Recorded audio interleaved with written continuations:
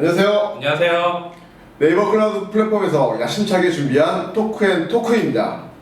지난번 몽고DB 김준 상무님 시간에 이어서 이번에는 저희가 어렵게 몽고DB를 맡고 계시는 이덕현님을 모셨습니다. 간단하게 인사 부탁드리겠습니다. 안녕하세요. 저는 네이버 클라우드 데이터 플랫폼의 이덕현이라고 하고요. 현재 네이버 쪽에 몽고DB 운영을 맡고 있고, 그리고 오늘의 주제인 클라우드DB for 몽고DB 상품의 프로덕트 리더를 맡아서 이 상품 출시 과정에서 좀 진행을 하고 있고, 현재 고객분들의 문의라든지 지원 요청 같은 거를 처리하고 있습니다. 요번 시간은 네. 실제로 사용자에게 꿀팁이 될 수 있는, 네. 그리고 우리가 많은 경험 노하우를 네. 가지고 있기 때문에 네네. 그래서 그런 부분들에서 네. 이덕현님께서 네. 많은 조언을 해줄 수 있다라고 듣고 왔습니다. 네네. 저희가 상품 출시를 하기 전에 저희 같은 경우에는 저희 클라우드 DB라는 관리형 DB 상품이 개발자분들이나 기획자분들이 상품을 기획해서 출시를 하는 것이 아니고요. 현재 네이버 서비스에 DB 운영을 하고 있는 DBA들이 상품 기획이나 출시 스펙 이런 거를 정해서 출시 작업을 진행하고 있습니다. 물론 그 과정에서 개발자분들이라든지 QA분들이라든지 그래픽 아티스트 같은 분들이 많이 도와주고 계시긴 한데요. 그래서 저희가 네이버에서 몽고DB 운영 지원을 하면서 좀 개발자분들하고 가장 많이 커뮤니케이션을 진행했던 부분이고, 그리고 더더욱 저희 이 DB 상품 측면에서 어떻게 할 수 없는, 그래서 어플리케이션에서 DB에 접근하는 어플리케이션에서 반드시 설정해서 사용하셔야 좀 제대로 사용하실 수 있는 부분, 그런 부분에 대해서 준비를 했습니다. 네. 그럼 몽고DB에 네. 딥하게 들어가기 전에 네. 그럼 몽고DB라고 한다면 사용자가 네. 접근하기가 쉬운 건가요? 아니면은 네. 좀 더 많은 네. 고려가 필요한 DB인가요? 제가 이제 몽고DB 직원이 아니라 네이버 클라우드 직원이니까 몽고DB의 친화적이지 않은 그러니까 저의 이제 주관을 말씀을 드리면, 몽고DB가 얼핏 보면은 좀 쉽게 사용할 수 있는 DB다라고 생각을 하실 수 있고, 실제로 네이버라든지 구글 같은 데서 검색을 해보면 그런 내용들이 많은 아티클들을 볼 수 있습니다. 실제로 개발자 측면에서는 몽고DB가 좀 사용하기 편한 측면도 틀림없이 있습니다. 그런데 모든 DB 제품이 똑같겠지만 좀 제대로 알고 쓰셔야 되는 부분이 있고, 그렇지 못하면 성능이라든지 또는 몽고DB를 사용하는 또 다른 DB를 사용하는 그 서비스 측의 이슈를 유발할 수 있는데, 그래서 모든 내용을 다룰 수는 없겠지만 말씀드렸던 대로 DB 측면이 아니라 어플리케이션 측면에서 각각의 서비스 개발자분들이 몽고DB를 사용하실 때 좀 반드시 이 정도는 알고 계셔야 되고, 마찬가지로 저희 클라우드DB for 몽고DB 상품을 이용하시더라도 이거는 어플리케이션 사이드에서 주로 설정하고 사용하셔야 되는 부분이라서 저희가 어떻게 해드릴 수 없는 영역도 있거든요. 그래서 당연히 관리형 DB를 쓰니까 알아서 되겠지라고 생각하셨지만 실제로는 그렇지 못해서 나중에라도 좀 문제가 될 수 있다고 판단이 됐고요. 그래서 오늘 이 내용으로 준비를 했습니다. 근데 네이버에서도 네. 몽고DB를 많이 쓰고 있나요? 그렇죠. 작년을 기준으로 보면 좀 네이버 서비스 중에서도 중요한 목적의 서비스에서 몽고DB를 좀 많이 선택하는 경향도 있고요. 그리고 트래픽 측면에서도 기존의 관계형 데이터베이스, 저희 네이버에서 MySQL, 그리고 큐브리드, 오라클, MS SQL 같은 관계형 데이터베이스를 많이 쓰고 있는데, 이 관계형 데이터베이스들이 가장 큰 문제점이 스케일아웃, 샤딩이 좀 되지 않는다는 문제가 있습니다. 그래서 좀 대용량 데이터를 다뤄야 되는 경우에 그런 서비스에서 몽고DB를 선택하는 사례가 좀 많이 있고요. 그래서 몇 년 전부터 네이버에서 몽고DB 사용 사례가 굉장히 많이 늘어나고 있어서 몽고DB에 대한 지원 요청이 많이 있었고, 그래서 저희가 꽤 많이 지금 서버 대수라든지 사용하는 트래픽이라든지 데이터 사이즈가 가파르게 상승하고 있는 추세이고요. 또 마찬가지로 저희가 그 경험을 살려서 이번에 네이버 클라우드에 클라우드 DB for 몽고DB 상품을 출시하게 되었습니다. 네. 근데 방금 말씀하신 것처럼 샤딩이라는 그리고 이제 데이터 스케일 아웃 그리고 이제 데이터의 그 사이즈가 워낙 커지다 보니 네. 그에 대한 대비로서 몽고DB가 새로운 선택지가 됐다라고 네. 말씀 주셨는데 네. 그렇다면은 이 샤딩, 그러니까 실제로 데이터가 무한정 늘어날 수는 그러니까 무한정 담을 수는 없으니까 네. 당연히 이제 서버를 더 늘려야 될 수도 있고 네. 스토리지를 더 늘려야 될 수도 있는데 네. 이때 쓸 수 있는 게 샤딩인 거죠? 네, 그렇죠. 예. 샤딩을 사용하시게 되면 하나하나의 샤드에 데이터를 여러 개의 샤드를 사용하시게 되면 데이터가 그 샤드의 개수만 데이터가 분산되어 저장되기 때문에 데이터가 수백 테라 이상의 데이터를 저장하시더라도 하나하나의 샤드 서버들의 사이즈는 크지 않아도 됩니다. 그래서 서버를 스케일업으로 준비하려다 보면 그 비용이 기하급수적으로 늘게 되는데 차라리 표준적인 범용 서버를 여러 대 사용해서 샤딩으로 스케일업 방식으로 데이터를 펼쳐서 나눠서 저장하는 방식이 비용 측면에서는 훨씬 더 이익이거든요. 그래서 샤딩 방식, 스케일아웃 방식을 좀 많이 선택하고 계시고요. 네. 그러면 이 샤딩에도 다양한 종류가 있다고 알고 있습니다. 네. 네. 그랬을 때 어떤 샤딩을 어떤 경우에 선택을 해야 될까요? 굉장히 중요한 질문을 해주셨는데요. 사실 어떤 샤딩을 사용할 것인가가 오늘 준비한 가장 핵심 주제 중에 하나입니다. 그리고 실제로 저희 DBA들이 네이버 개발자분들하고 가장 많이 커뮤니케이션을 진행하는 부분이기도 하고요. 그래서 몽고DB를 사용하시는 분들은 잘 알고 계시겠지만 몽고DB의 샤딩은 해시 샤딩과 레인지 샤딩이라고 크게 두 가지 방식이 있습니다. 간략하게 방식을 설명드리면 해시 샤딩은 몽고DB 내부에서 그 MD5 함수를 이용해서 해시키를 만듭니다. 그리고 그 해시키를 이용해서 샤딩을 하는 방식이고요. 레인지 샤딩은 지정된 샤딩 키를 말 그대로 레인지 범위 단위로 쪼개서 샤딩을 하는 방식입니다. 예, 그런 몽고DB 내부에서는 사실 해시 샤딩과 레인지 샤딩은 동일한 방식으로 처리가 돼요. 전부 다 레인지 방식으로 샤딩을 하는데 해시키를 만들어서 그 해시키를 이용해서 샤딩을 하느냐 아니면 실제 샤딩키 값을 이용해서 샤딩을 하느냐 그 차이가 있는데요. 근데 방식의 차이보다 문제가 해시 샤딩과 레인지 샤딩은 틀림없이 사용처가 또는 해당 샤딩 방식을 어떤 거를 선택하시느냐에 따라서 성능에 좀 지대한 영향을 줄 수가 있습니다. 그래서 해시 샤딩의 경우에는 저희는 현재 가이드를 이 서비스에서 가장 중요한 성능이 가장 좀 유의미하게 나와야 되는 성능이 인서트의 고른 처리 그리고 빠른 인서트의 처리 대표적으로 로그를 저장하는 방식일 경우가 그런 경우가 될 수 있는데요. 그런 경우에는 저희가 해시 샤딩을 사용하시도록 가이드를 드리고 있습니다. 그런데 반면에 처음에는 그 데이터의 저장의 빠른 처리를 위해서 해시 샤딩을 사용하셨는데 데이터가 어느 정도 쌓였을 때 해시 샤딩을 그냥 사용하시게 되면 문제가 될 수 있거든요. 왜냐하면 데이터를 조회하는 서비스, 일반적인 네이버를 많이 써보셨으면 아시겠지만 일반적인 이런 프론트 서비스들은 데이터의 저장보다는 데이터의 조회에 대한 성능이 훨씬 더 중요하고 실제 유입되는 쿼리의 양이 9대1 이상 차이가 날 수도 있거든요. 데이터 조회 쿼리가 90%라면 데이터의 쓰기 처리를 하는 쿼리는 10%도 되지 않는 경우가 매우 많습니다. 네, 그러면 일반적으로는 데이터 조회에 대한 성능을 잘 나오도록 샤딩키를 잡는 게 중요한데 해시 샤딩은 일반적인 경우에 데이터 조회에서는 좋은 성능을 낼 수가 없습니다. 어떤 것 때문에 그렇죠?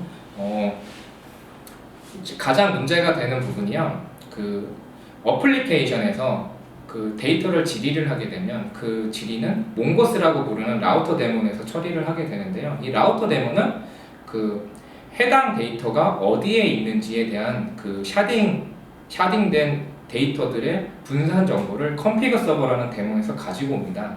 그런데 샤딩키가 아닌 조회 조건으로 질의를 하게 되면 이 데이터들이 어느 샤드에 있는지를 정확하게 인지할 수가 없습니다. 따라서 몽고스는 전체 샤드에 동일한 거리를 수행을 합니다. 그러면 각각의 샤드는 그 몽고스가 질의한 거리를 수행을 해서 그 데이터 자기 안에 있는 데이터를 가져와서 보내주고요. 그럼 몽고스는 그 보내온 데이터를 취합해서 그거를 어플리케이션에 전달하는 과정을 거치게 되거든요. 근데 이게 보통 몽고DB에서는 브로드캐스팅 콜이라고 부릅니다. 이 브로드캐스팅 콜이로 풀리게 될 경우에는 방금 말씀드린 대로 어플리케이션은 쿼리를 하나만 유발했지만 이 몽고스는 전체 샤드에 동일한 쿼리 질의를 해야 됩니다.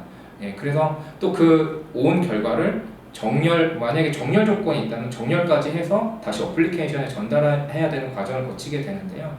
네, 따라서 저희가 샤딩을 한 이유가 데이터의 분산이잖아요. 또한 데이터의 분산을 하면 초당 처리하는 쿼리 처리량을 좀 분산을 할 수 있어야 되는데 이렇게 조회 쿼리가 모든 샤드에 들어가게 되면 사실 각각의 샤드는 여러 대의 몽고스에서 요청하는 쿼리를 다 처리해야 되기 때문에 좀 쿼리 처리량이 뭐 서버마다 제한되어 있을 것이고 그러면 서비스 흔히 캐파라고 하잖아요. 그 범위를 벗어날 확률이 매우 큽니다. 그리고 이런 경우는 저희가 샤드를 늘린다고 해서 근본적인 해결이 되지 않을 확률이 매우 크고요. 따라서 단순히 초반에 데이터의 빠른 저장을 위해서 해시샤 등을 사용하실 경우에는 추후에 데이터가 어느 정도 쌓이고 해당 서비스가 좀 매우 중요한 목적의 조회 쿼리가 들어오는 상황일 때 또 그리고 그 조회 쿼리가 어느 정도의 빠른 응답 속도가 보장받아야 되는 그런 일반적인 서비스 환경에서는 해시샤딩은 좋은 선택이 될 수 없습니다. 그래서 저희 같은 경우에는 해시샤딩을 좀 가이드 드릴 때는 방금 말씀드렸던 대로 주로 인서트 데이터의 저장을 좀 빠르게 처리하고 싶을 경우에 권장드리고 있고요. 그리고 샤딩 키를 이용해서 단건 조회를 할 경우에는 해시 샤딩으로 사용하시도록 이렇게 가이드를 드리고 있고요. 그 이외에 여러 건에 대한 데이터의 조회가 필요한 경우, 여러 샤딩 키에 대한 데이터 조회가 필요한 그런 쿼리가 중요한 서비스일 경우에는 저희는 되도록이면 다른 성능은 포기하더라도 그 조회 쿼리의 빠른 처리를 위해서 레인지 샤딩을 사용하시도록 가이드를 드리고 있고요. 이때 레인지 샤딩의 키는 그 조회 쿼리의 조건을 걸도록 하고 있습니다. 그리고 이제 부연 설명을 드리면 저희가 이 레인지 샤딩과 해시 샤딩 무엇을 선택하느냐를 좀 말씀드렸던 이유가 저희 클라우드 DB for 몽고DB 상품을 사용하시더라도 이 각각의 컬렉션의 샤딩 키를 무엇으로 잡을지는 저희 상품을 사용하시는 고객분들이 설정하셔야 되거든요. 그래서 샤딩에 대한 기본적인 개념을 알고 어떤 경우에 해시 샤딩이 유리하고 어떤 경우에는 레인지 샤딩이 유리한지를 좀 정확히 알고 사용하셔야 뭐 좀 저희 꼭 클라우드 DB for 몽고DB 상품이 아니더라도 뭐 몽고DB 아틀라스를 사용하시거나 아니면 온프로미스 환경에서 직접 구축해서 사용하시더라도 그 구성하신 몽고DB 클러스터의 성능을 제대로 낼 수 있거든요. 그래서 좀 매우 중요하고 그리고 중요하기 때문에 저희 DBA들도 네이버 개발자분들과 가장 많이 커뮤니케이션 하는 부분이라서 이 부분을 준비를 했습니다. 네. 그러면 이제 샤딩을 레인지 샤딩이나 아니면 해시 샤딩으로 하겠다라고 결정을 하게 되면 그러면은 개발자가 더 이상 고려할 사항은 없는 건가요? 저희 같은 경우에는 현재 네이버에서는 샤딩 키에 대한 선정을 DBA가 하고 있지 않고요. 개발자분들이 하도록 가이드를 드리고 있습니다. 다만 방금 말씀드렸던 이 정도의 개념을 잘 알고 계신 개발자분들도 많으시지만 잘 모르시는 분들도 있어서 이렇게 좀 개략적인 가이드 말씀을 좀 드리고 있고요. 그리고 샤딩 키를 선정하신 다음에 이제 그 다음에 보통 이야기를 나누는 게 데이터의 구조거든요. 모르겠습니다. 제가 그 개인적으로는 저도 관계형 데이터베이스 DBA 출신이라서 몽고DB만의 그 철학이랄지 그런 거를 조금 공감을 못하는 거일 수도 있는데요. 몽고DB의 그 임베딩 방식의 데이터 저장과 레퍼런스 방식의 데이터 저장이라는 게 있습니다. 그래서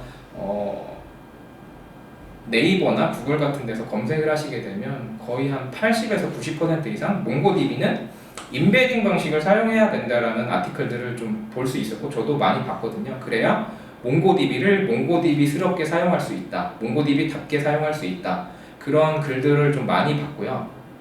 그런데 그 임베딩과 레퍼런스도 좀 제대로 알고 쓰셔야 된다라고 생각이 되고 있고, 마찬가지로 앞서 말씀드렸던 샤딩키의 선정과 마찬가지로 인베딩 방식과 레퍼런스에 대해서 저희가 개발자분들과 좀 많은 커뮤니케이션을 하고 있거든요.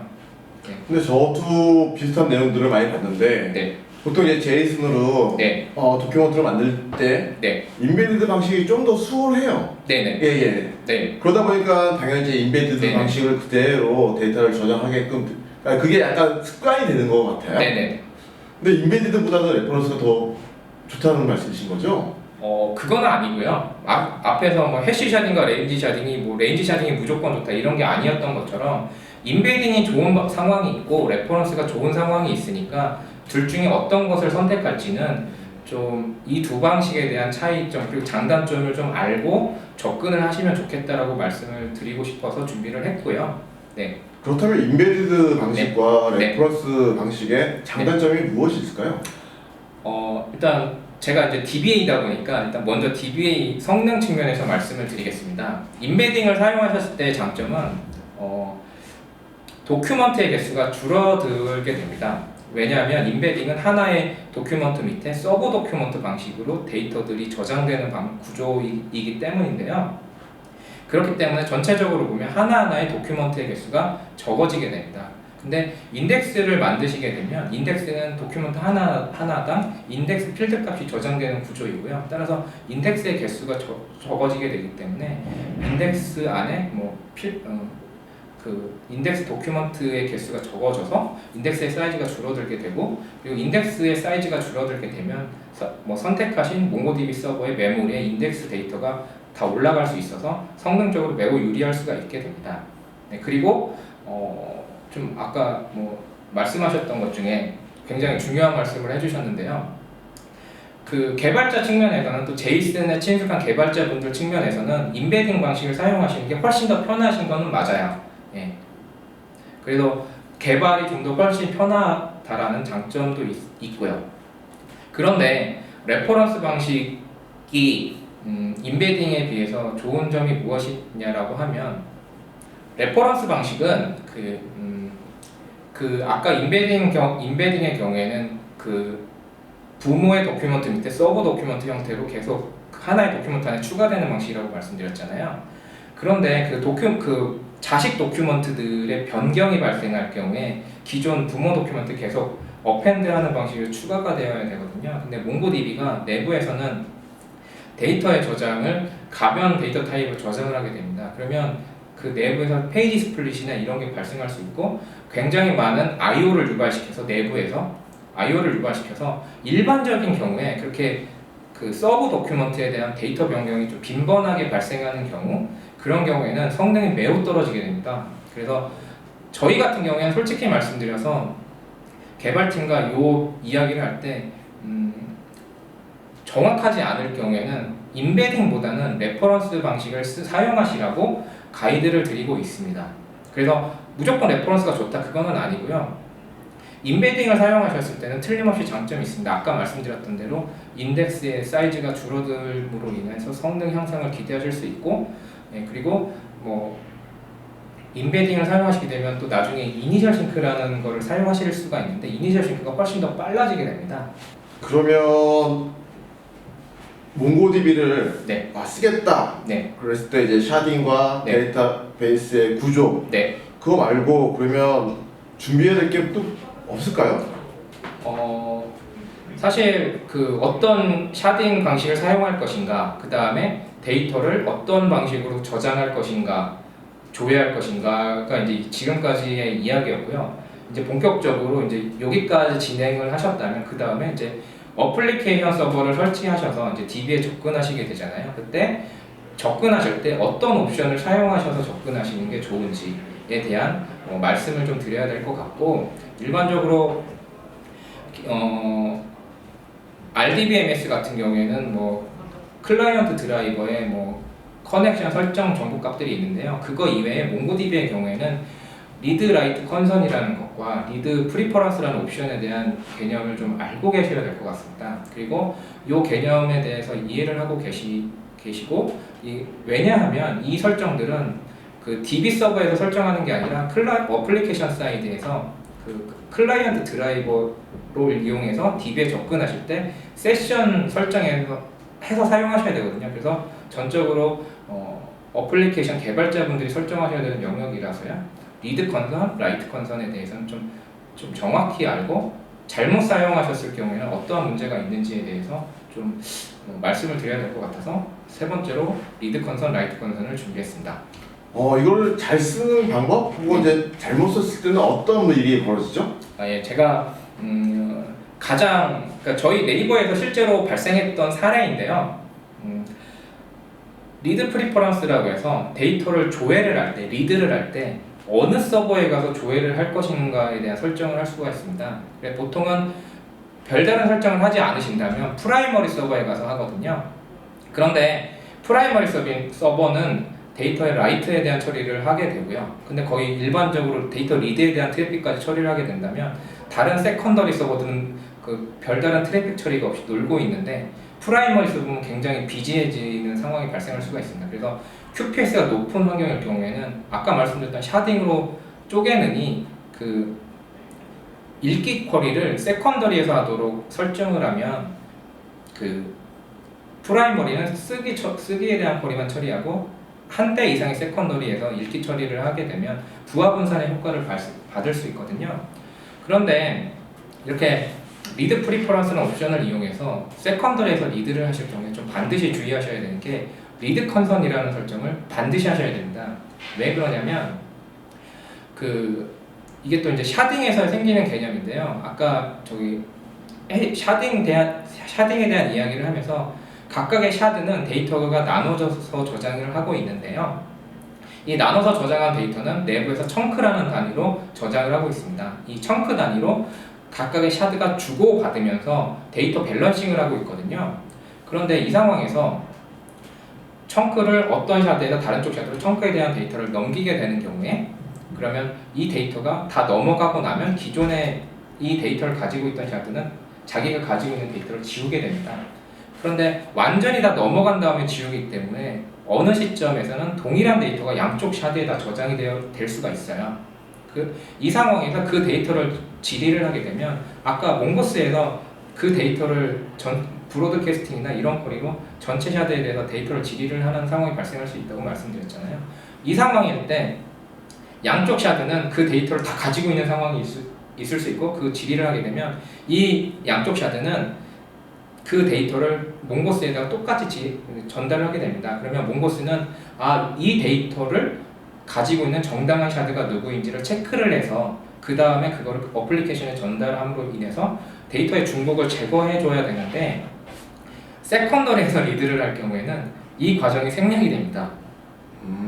그래서 만약에 이 몽고DB를 사용하시는 분들께서 이 리드 컨선 옵션을 사용하지 않고 리드 프리퍼런스 옵션만 쓰셔서 세컨더리에서 리드를 하실 경우에는 만약에 논리적으로 한 건만 나와야 되는 그런 서비스 로직에서 두 건이 나올 수도 있어요. 그렇게 되면 하나만 보여야 되는 데이터가 두 개 이상 보이게 됨으로 인해서 서비스 장애가 나올 수도 있고 저희 실제로 이 이슈로 인해서 서비스 장애를 좀 네이버에서 겪었던 적도 있고요. 그래서 근데 이 이슈를 피하려면 그 세컨더리에서 리드를 하실 경우에는 반드시 리드 컨선을 설정을 하셔야 되고요. 리드 컨선이라는 거는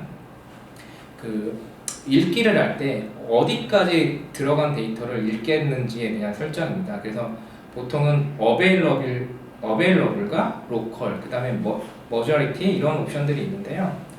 몽고DB가 프라이머리에서 읽을 때는 기본 리드 컨선이 로컬입니다. 근데 세컨더리에서 읽을 때는 어베일러블이거든요. 아마도 몽고DB를 제가 만든 건 아니지만 몽고DB를 만드신 분들께서 세컨더리까지 가서 읽을 정도면 굉장히 바쁜 또는 좀 굉장히 쿼리 처리량이 많은 서버이니까 세컨더리에서 리드할 경우에는 리드 컨선을 어베일러블로 하게 함으로써 앞에서 말씀드렸던 데이터의 정합성에 대한 양쪽 샤드에서 데이터가 왔을 때 그게 어느 쪽이 맞는 데이터인지를 체크하는 과정 로직을 뺨으로 인해서 빠른 응답을 하도록 해야겠다라고 제품을 만드신 것 같아요. 근데 대부분의 경우에 서비스에서 그렇게 응답이 오면 안 되거든요. 그래서 저희 같은 경우에는 세컨더리에서 리드를 할 경우에는 반드시 리드 컨선을 로컬로 설정해서 사용하시라고 가이드를 드리고 있습니다. 마찬가지로 클라우드 DB for 몽고DB를 사용하시는 분들께서는 세컨더리에서 리드를 하실 경우에는 반드시 리드 컨선을 로컬로 설정하셔서 명시적으로 설정하시고 사용하시는 것을 권장드립니다. 그냥 그 설정을 하지 않고 이 설정 없이 사용하시게 되면 디폴트 리드 컨선은 available인데요. 앞에서 말씀드렸던 세컨더리 리드 시 중복 데이터가 조회될 수 있는 가능성이 있습니다. 그럼 네이버 클라우드 4, 네. 네이버 클라우드 플랫폼 안에 있는 클라우드 DB for 몽고DB에는 이미 이게 다 반영됐다는 말씀이신 거죠? 오늘 제가 준비한 내용이 저희 클라우드 DB for 몽고DB 안에서 할 수 없는, 그래서 저희 DB 제품을 사용하시는 서비스 쪽 개발자분들이나 이 제품을 이용하시는 분들께서 반드시 알고 이 부분을 설정해서 사용하셔야 제대로 쓰실 수 있는 어플리케이션 사이드에서 설정을 해주셔야 되는 부분에 대한 내용이라서요. 오늘 말씀드렸던 모든 내용들은 저희 클라우드 DB for 몽고DB 이 DB 제품 자체에서 설정할 수 있는 부분은 아닙니다. 마찬가지로 리드 컨선, 라이트 컨선도 그 어플리케이션 레이어에서 설정을 해주셔야 됩니다. 그럼 리드라이트 컨솔 같은 경우에는 개발자가 반드시 이 내용을 숙지해야만 제대로 된 건 사실 속도의 측면이 아니라 오류를 방지하는 거잖아요. 그렇죠. 네. 그렇다면 꼭 개발자가 이 리드 컨솔, 라이트 컨솔은 꼭 유의해야겠네요. 그리고 이제 라이트 컨선과 관련해서 좀 드리고 싶은 게 하나 있는데요. 그 관계형 데이터베이스 같은 경우에는 그 싱크 모드와 어싱크 모드라는 게 있습니다. 이게 뭐냐면 프라이머리 서버와 세컨더리, 그러니까 스탠바이 서버, 그러니까 세컨더리 서버 사이에 이제 HA 고가용성을 구성하잖아요. 그래서 프라이머리 서버가 죽었을 경우에 이 세컨더리 서버가 프라이머리가 되면서 서비스를 하게 되는데, 이때 이 데이터의 싱크가 싱크 방식이 아닐 경우에는 프라이머리 서버에만 커밋되어 있는 데이터가 있습니다. 그러니까 즉 프라이머리 서버에만 라이트가 완료된 데이터가 있고, 이 경우에는 그 세컨더리 서버가 프라이머리가 되는 과정을 거치게 되면 그 데이터는 유실이 되거든요. 그래서 그걸 막기 위해서 관계형 데이터베이스에서는 싱크 모드라는 게 있어서 프라이머리의 데이터가 라이트가 발생할 경우에는 이 세컨더리 서버까지 같이 라이트가 돼야 이 라이트가 끝났다라는 커밋 시그널을 어플리케이션에 보내주는 그런 방식이 있습니다. 이런 방식으로 몽고DB를 사용하셔야 될 경우에는 라이트 컨선을 좀 반드시 사용하셔야 될 것 같은데요. 라이트 컨선이 머저리티가 있고 W라고 해서 몇 대까지 데이터를 싱크할 것인지에 대한 데이터가 설정을 하실 수 있는데, 이 클라우드 DB for 몽고DB를 사용하시는 각각의 서비스에서 이 서비스의 중요도에 따라서 발생할 수도 있는 프라이머리 서버의 다운 서버의 이상 증상 시 데이터 유실이 발생하지 않도록 할 정도로 중요하다면 라이트 컨선을 별도로 설정해서 사용하시는 걸 권장을 드리고요. 대신 이 세컨더리 서버까지 데이터 싱크가 돼야 커밋이 되기 때문에 라이트에 대한 쿼리 처리가 매우 느려지게 됩니다. 그래서 평상시 응답 속도는 좀 포기하더라도 데이터의 정확성, 어떠한 경우에도 데이터 유실을 발생하면 안 되는 그런 서비스일 경우에는 꼭 라이트 컨선을 설정해서 사용하시도록 가이드를 드리고 싶습니다. 네. 그러면 네. 지금까지 개발자들이 유의해야 되는 부분들을 좀 살펴봤고요. 또 몇 가지 더 추가적으로 개발자들이 꼭 이것들 간과하기 쉬운 부분들이 많을 텐데 그 중에 하나 이제 밸런스 윈도우. 밸런스 윈도우는 어떻게 설정하는 게 좋은가요? 저희도 지금 현재 네이버에서 몽고DB 운영을 할 때는요, 각 서비스 특성에 따라서 밸런스 윈도우를 설정하는 경우도 있고 안 하는 경우도 있습니다. 그리고 그 서비스 특성에 따라서 언제부터 언제까지 돌도록 설정하는지가 또 다 다르거든요. 그래서 일단 밸런스 윈도우라는 게 뭐냐면 그 샤딩 클러스터에서 아까 데이터가 청크 단위로 나눠져 있고 청크 단위로 데이터를 주고받는다라고 말씀을 드렸잖아요. 그 주고받는 과정을 밸런싱을 한다라고 말씀드릴 수 있는데, 이 밸런스 윈도우는 이 밸런싱을 언제부터 언제까지만 유발되도록 하겠다라는 설정입니다. 따라서 좀 매우 중요한 서비스일 경우에는 저희도 새벽 시간에만 동작하도록 보통 일반적으로 서비스마다 특정할 수 없다면 저희 같은 경우에는 네이버에서는 보통 새벽 2시에서 새벽 6시까지 설정을 하고 있습니다. 일반적인 네이버 서비스는 대한민국에서 새벽 5시가 트래픽이 제일 적거든요. 그래서 그 시간 전으로 이 밸런싱이 되도록 설정을 하고 있고요. 그 다음에 이 밸런싱이 동작하게 되면 보내는 서버는 데이터를 지우게 되고 받는 서버는 데이터를 받기 때문에 인서트가 유발이 됩니다. 그러면 실제 들어오는 쿼리는 크지 않은데 이 DB 클러스터 내부에서는 다량의 I/O 작업이 유발될 수 있거든요. 그래서 이 밸런싱 동작을 할 때 스루풋이라고 해야 될까요? 그런 거를 좀 조절해서 좀 너무 빨리 진행되지 않도록, 그래서 각각의 DB 서버에 I/O를 너무 많이 유발시키지 않도록 하는 설정이 필요한데요. 그래서 저희 같은 경우에는 데이터가 넘어가게 되면 넘어간 데이터는 지워지고 난 다음에 그 다음 샤드의 데이터를 넘기는 방식으로 이렇게 설정을 해서 사용하고 있습니다. 그럼 만약에 지금 시간을 여기 예시로 보면 1시부터 4시까지 되어 있는데 데이터가 너무 많아서 4시까지 끝낼 수가 없는 상황이 발생을 해요. 그러면 그 다음날 다시 시작할 텐데 그 다음날도 어차피 4시까지 못 끝낼 거고 그 경우에는 어떤 식으로 해결하는 방법이 있을까요? 만약에 그런 상황이 생긴다라고 하면 그거는 첫 번째로 샤딩키를 잘못 잡으신 거고요. 제가 이제 오늘 첫 시간에서 데이터의 라이트를 좀 빠르게 처리하기 위해서는 해시 샤딩을 하셔야 된다고 말씀을 드렸는데, 그 밸런싱 인도 때 청크가 다 밸런싱이 제대로 되지 않는다면 특정 샤드의 데이터가 몰리는 거고, 그렇다는 건 어떤 특정 데이터 범위에서 핫 리전이 발생하는 거고요. 그러면 샤딩키를 일단 첫 번째 잘못 잡으신 거고, 만약에 해시 샤딩을 사용하고 계신다면 샤드의 개수가 좀 더 늘려야 되는 상황일 수도 있을 것 같고요. 그리고 사실은 이 밸런싱이 제대로 되지 않는다라고 해서 그러면 각각의 샤드가 가지고 있는 청크의 개수가 달라지는 거지 당장 서비스에 문제가 발생하고 그런 건 아닙니다. 그래도 어쨌든 밸런스 윈도우에서도 뭔가 문제가 발생했다면 그러면 다시 한번 샤딩 키를 제대로 구성한 건지 혹은 몽고DB 자체에 대한 구성에 문제가 없는지는 다시 한번 살펴봐야겠군요. 예, 당연히 점검을 하셔야 되는데요. 근데 샤딩 키라는 게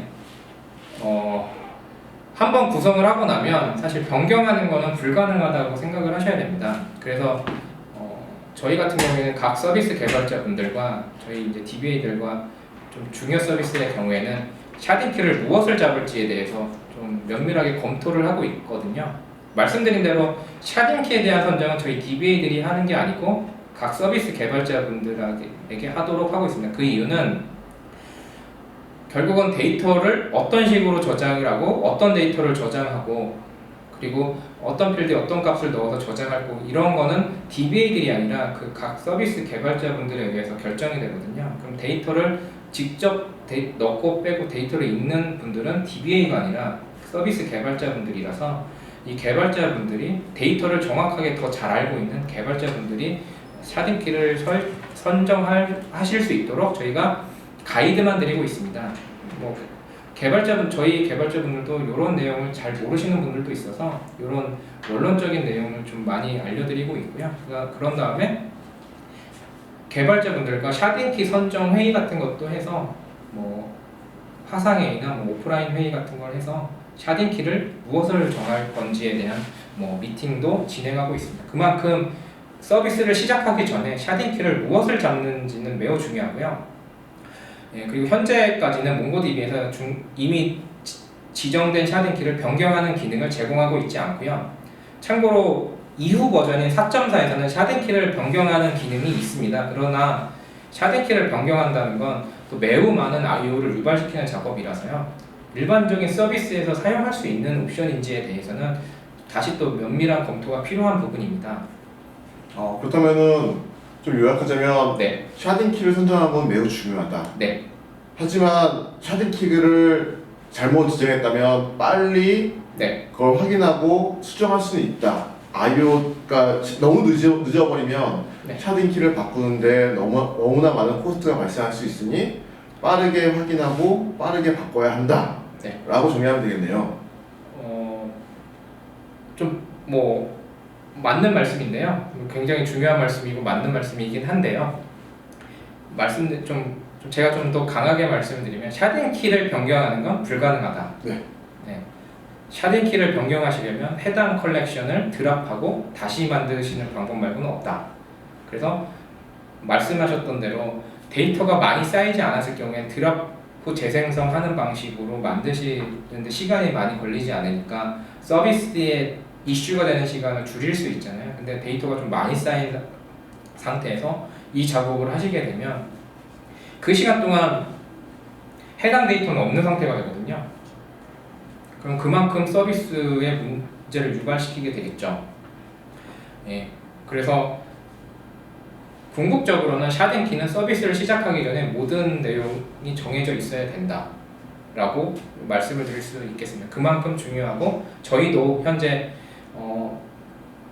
말씀드린 대로 중요 서비스의 경우에는 신규 기능이 추가될 때는 해당 컬렉션의 샤딩키를 무엇으로 정할 건지에 대해서의 주제만 가지고 개발자분들과 저희가 회의를 통해서 정하고 있습니다.